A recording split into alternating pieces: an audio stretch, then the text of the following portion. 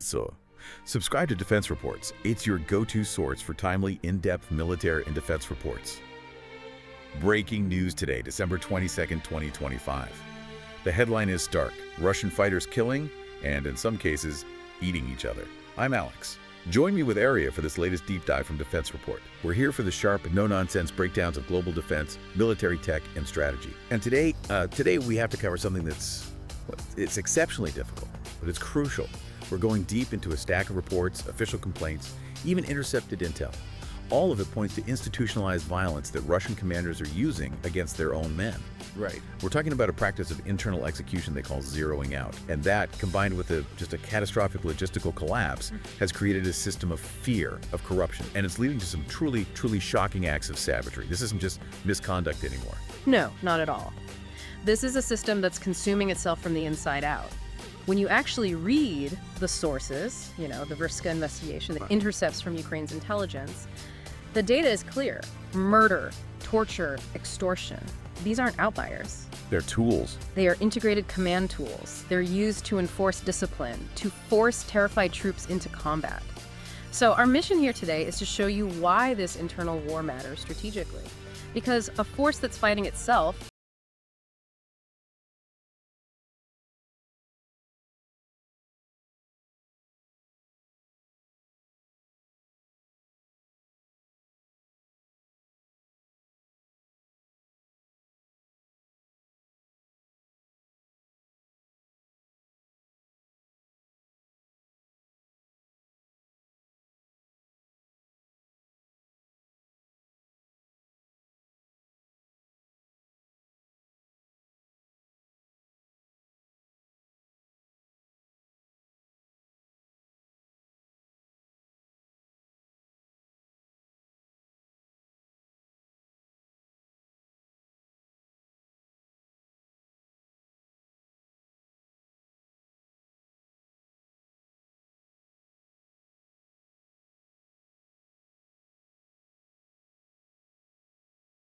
numbers on it for you. The Russian main military prosecutor's office, it received almost 29,000 complaints in just the first 6 months of 2025. 29,000. And since the invasion began, over 12,000 of those complaints were about killings within the ranks. So that's 12,000 reported cases of your own side murdering you. Yeah. That the Russian system itself has had to log.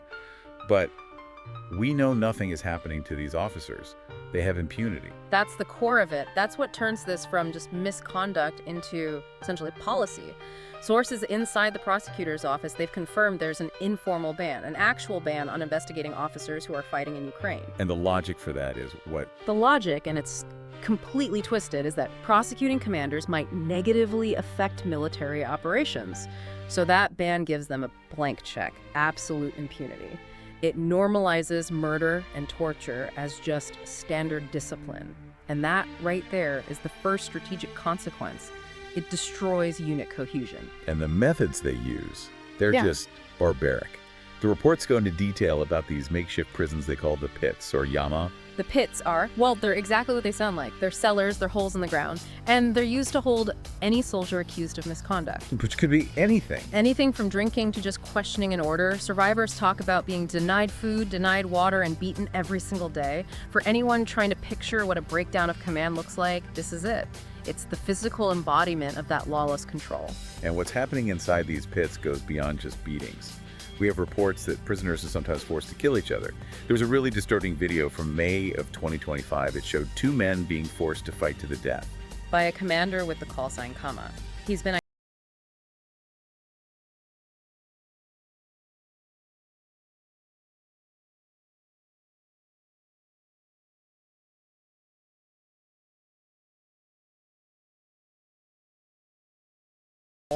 He's apparently living in a dugout that was described like a luxury apartment.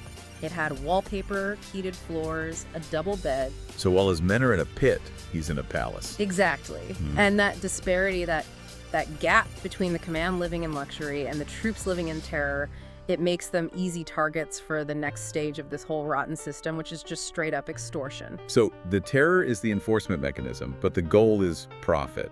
The sources are pretty clear that money is, more often than not, the real motive here. Oh, absolutely. The violence is almost always about theft.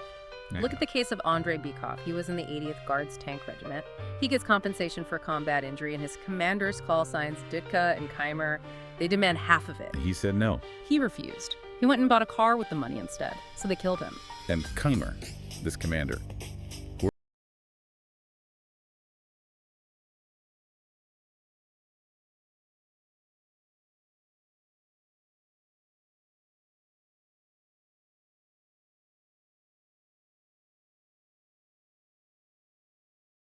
Literally everything.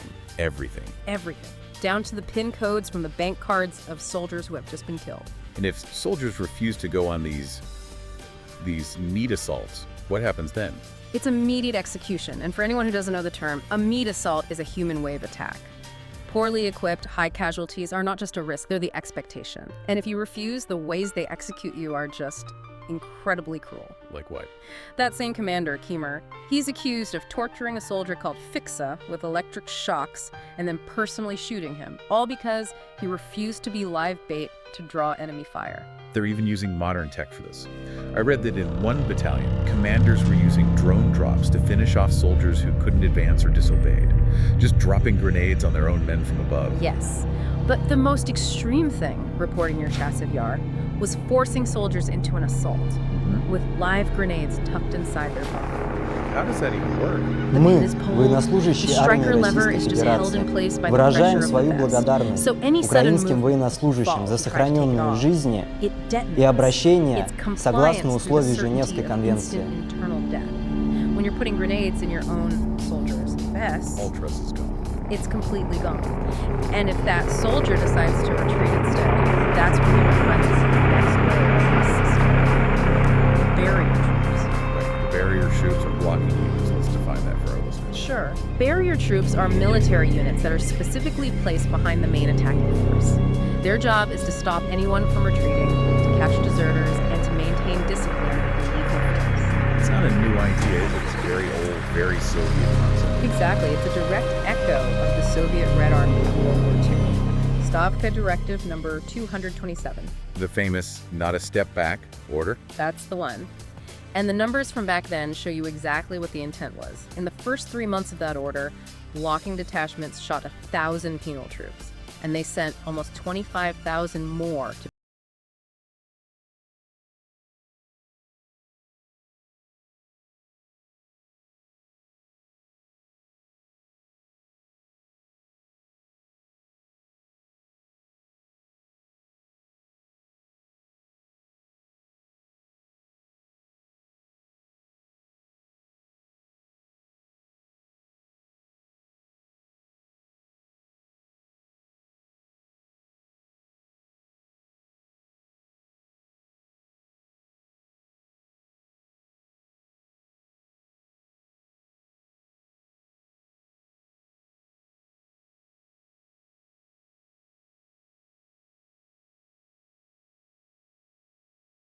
cannibalism. It's something that feels like it's from another century, not a modern war.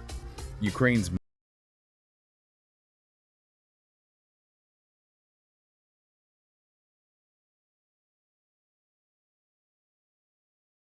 And one of them is recounting how a soldier, call sign Brilok, shot his own comrade Foma, and then, over the next 2 weeks, he ate the body.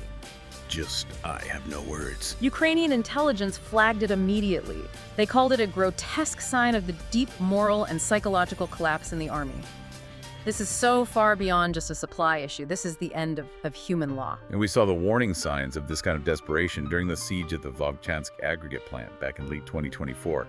About 80 Russian troops were trapped there. Right, and the hunger got so bad they were eating stray dogs to stay alive. And when some of them were captured,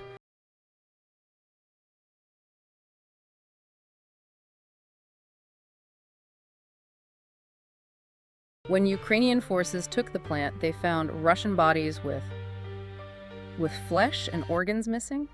And even in that hell, the discipline of terror was still working. 2 soldiers were executed by their commander right before the plant was liberated. they're crying. They drank too much water.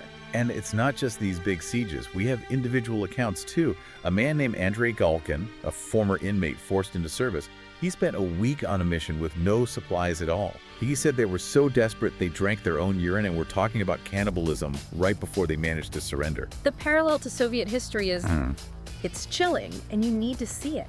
These events directly echo the Nazino tragedy from 1933, Cannibal Island. Thousands of deportees were just abandoned by the state, and they resorted to cannibalism out of pure starvation. It's bureaucratic abandonment. Exactly. And when you see that same pattern, that same outcome, almost a century later, it tells you this isn't just about individual moral failures. It's a systemic consequence of a state that has always devalued human life. Well, so if commanders are the ones doing the killing, they have to hide the evidence. How are they covering this up? They have a mechanism for that, and it serves two purposes. The bodies are usually listed as missing in action, MIA, or more often as deserters, AWOL. Which hides the real casualty numbers. It does that, but more importantly, it prevents the families from getting any compensation. It's a double punishment. You lose your son, and then the state calls him a traitor.